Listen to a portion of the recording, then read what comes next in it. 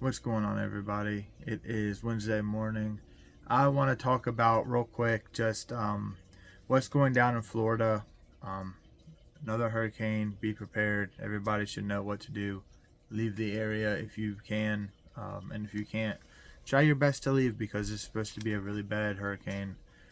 Everybody should know that already. There's a couple things that I want to talk about right now, and I want to explain how the false narrative is being used against you, and how a lot of people say, oh, see, they're not lying, whatever.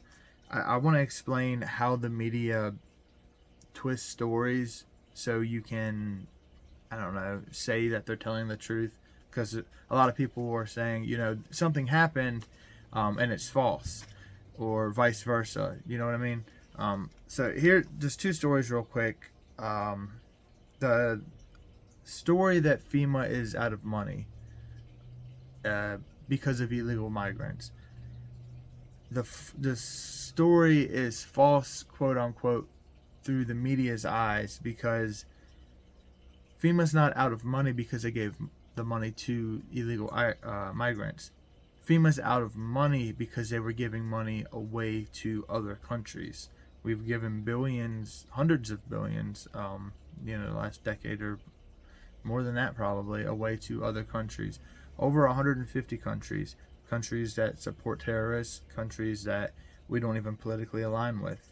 But that's beside the point. The point is the government says that, oh, see, this story is false. But it's false because they say that they gave the money to the migrants and not to other countries.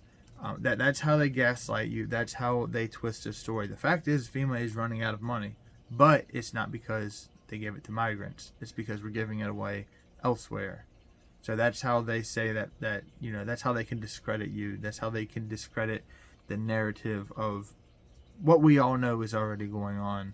Another story that I was reading about, it was 50 migrants, or no, I'm sorry, it was 8 migrants slash 50 tires on tractor trailers in wake of hurricane.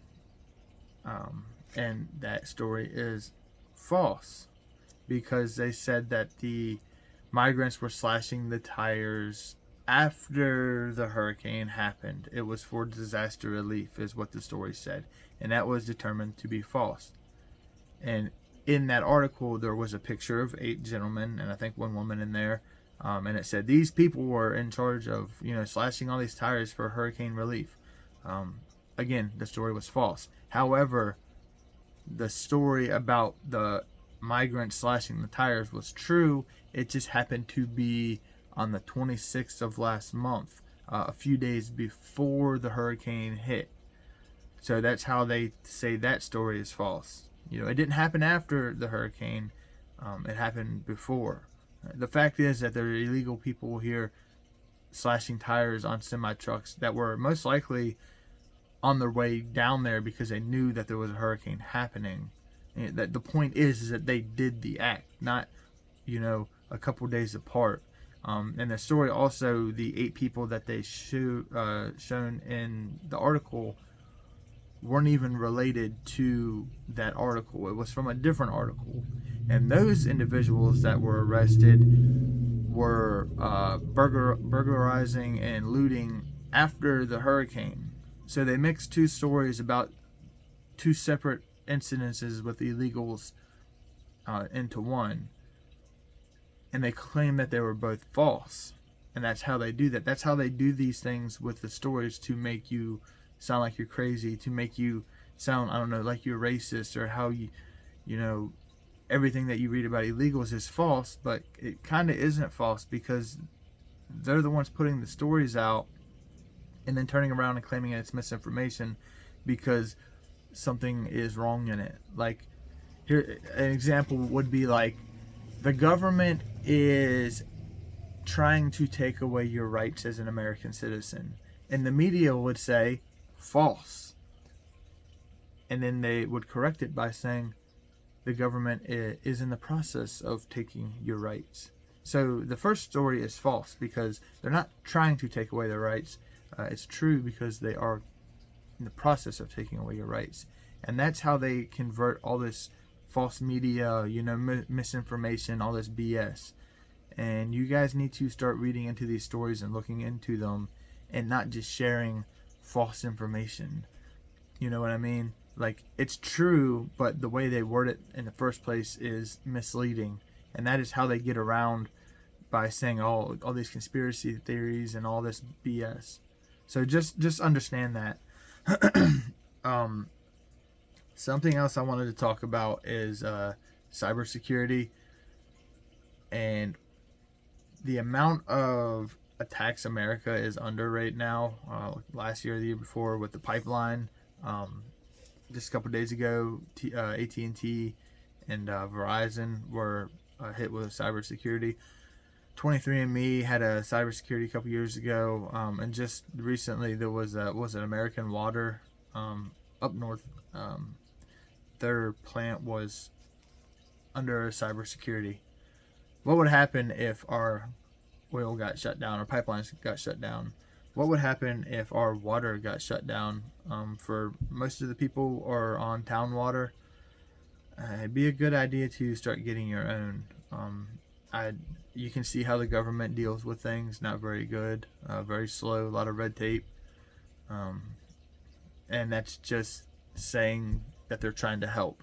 I believe that the government is on it, and they're not actively doing it, but they let it happen. There's been many cases throughout American history where the government never did it to us. They never did the crime. They never, started it, but they kind of pushed it along, and they let bad actors do something, and then they point the finger and say, "Oh, see, look what they did." But they already knew that it was going to happen. There's many cases in American history that's happened. So I would not trust your government for a second on anything. I wouldn't trust them on helping you if there's a disaster. You can see how FEMA is acting right now. There's more YouTubers. There's more normal everyday Joes going down to affected areas right now helping people than FEMA is. And on that note, I have a question for the millionaires, for the leftists, for people of that nature that can actually help out. Where are you at with disaster relief? There's more YouTubers and there's more, like I said, everyday normal people down there helping, contributing $5, $10 or a prayer or just helping out any way possible, going down to affected areas right now. There's been a couple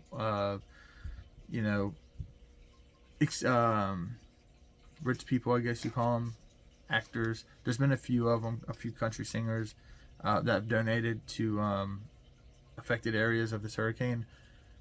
But remember when Hawaii got caught on fire and The Rock and Oprah were begging for money from people that are barely getting by? They were begging for donations to help out. Where are they at? It's funny how it's not funny, it's actually sad, but it's funny how when a disaster happens or something big happens, all the, rich people, all the millionaires, all the famous people, they kind of just real quiet. They don't want to be seen. When things are going good, it's, oh, yeah. And then disaster strikes and they turn around and they get really quiet. Politicians are the same way. They get really, really quiet when something needs doing. So just think about that next time you vote. Think about that next time you turn on a movie and you contribute to making them wealthy.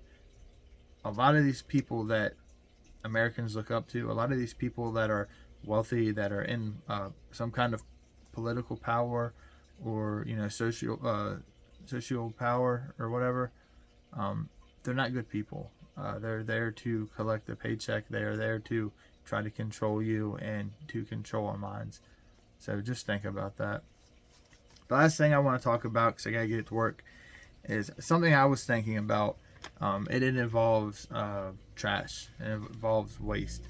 If anything ever happened in this country, if the power went out, if there was a cyber attack again, infrastructure. Say your power goes out, there's no gas, any of these things that we've already talked about before. um, where are you putting your trash at?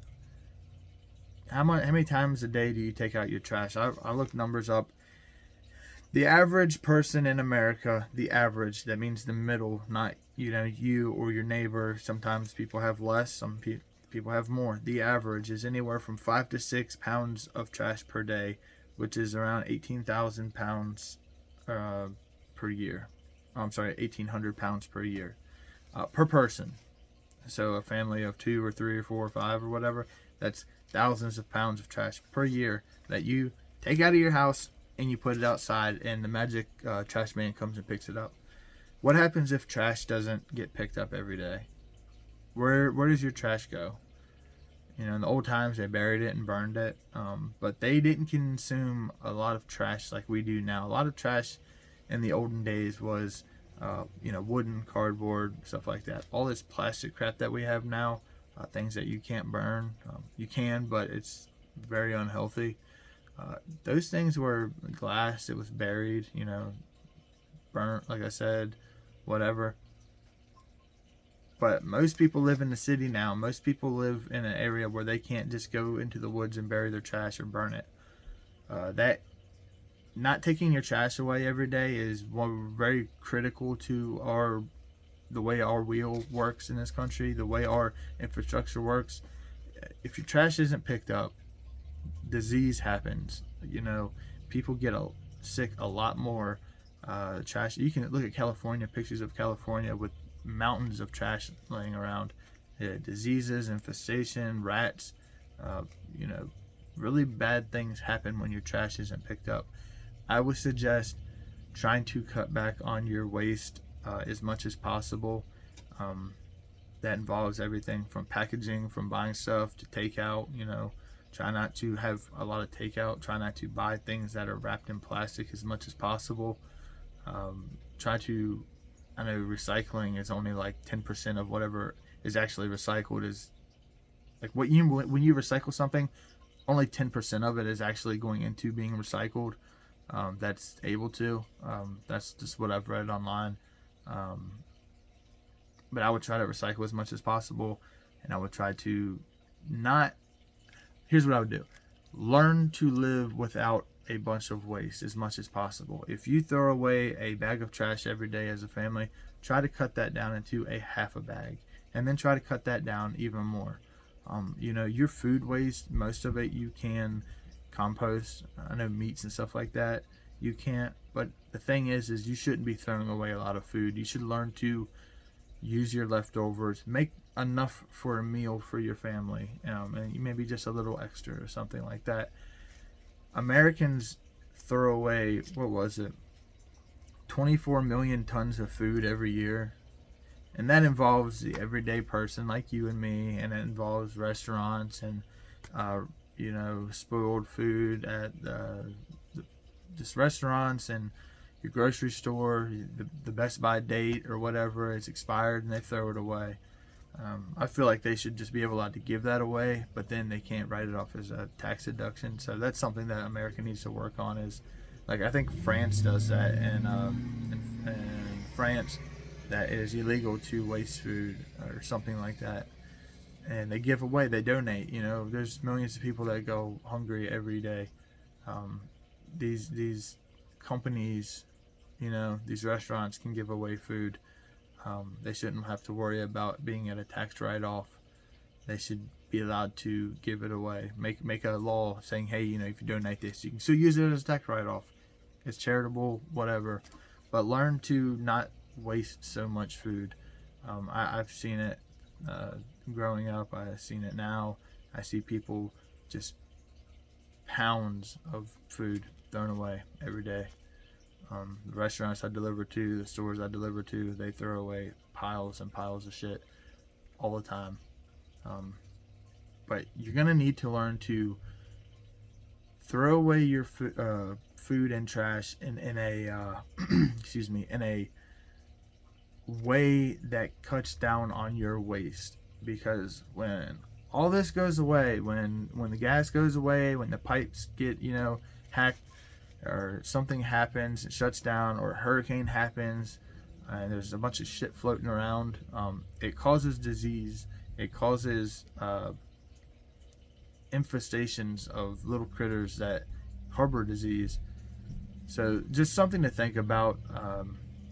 Learn to manage your waste in a way where it cuts down on how much you have. That's all I wanted to talk about. Trash is disease. Try to minimize what you produce as a consumer in America. Not even so much for as a going green or helping the planet, which is nice because the planet has too much plastic crap on it as it is. But just for the simple fact of if the trash man doesn't come anymore because there's a grid down or the end of the world happened or whatever, you'll have nowhere to put your shit. So try to cut back on it as much as possible. That's why I say learn to use hand-powered stuff. That's why you need to learn to use, things without electricity. That way you don't have to keep buying these appliances. That way you don't have to keep buying a bunch of plastic crap that breaks on you every couple months. You just more pollution, and if the grid goes down, you have nowhere to put it. That's all I wanted to talk about. Cybersecurity. That's how the government gaslights you into thinking that you're wrong because the story that they wrote was misleading, and then they turn around and confuse you with it. You need to learn to read between the lines with all that. These people are lying to you intentionally, and we need to understand that they are lying to you intentionally for a purpose, so they can turn around and tell you that no, that story was false. Actually, the government will always lie to you.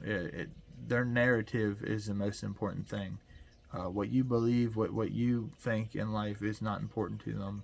You need to understand that. Read between the lines. Understand what's going on right now, and start preparing your family for hard times ahead, because we are about to go into very hard times. We are about to go into mass starvation, mass blackouts, brownouts, with all their agendas going on. Our children are being indoctrinated on the daily, every day, from the TVs that they listen to the games that they play, to what they teach in school, to just parents misinterpreting how to be a good parent. Even the parents falling into their TV, channels or whatever they watch. I would encourage everybody to turn the TVs off, quit listening to them. Even music, honestly, man, turn that crap off and start reading books, start reading literature, start learning how to do a skill, start hanging out with your family more, go on walks, learn to cook food from home without buying a factor box, things like that. It's good to have emergency food, but it's better to know how to cook from home. That's all I have. I hope y'all have a wonderful day, and I'll talk to y'all later. Bye.